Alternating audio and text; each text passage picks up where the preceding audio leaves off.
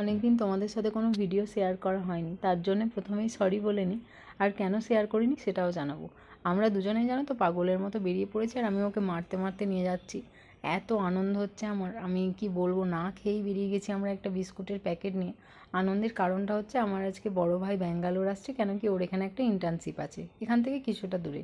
দেখা যাক, ও আমাদের কাছে থাকে না, সেখানে গিয়ে রুম নেয়, কেন কি যাতায়াতের একটু অসুবিধা হবে, 1.5 ঘন্টা মতো লাগবে আমাদের এখান থেকে যেতে। আমরা ব্যাঙ্গালোর এয়ারপোর্টে চলে এসেছি, আর এয়ারপোর্টের ভিতরটা এত সুন্দর, আমি তো কোনো দিন প্লেনে চাপিনি আর এয়ারপোর্টের ভিতরেও আসিনি।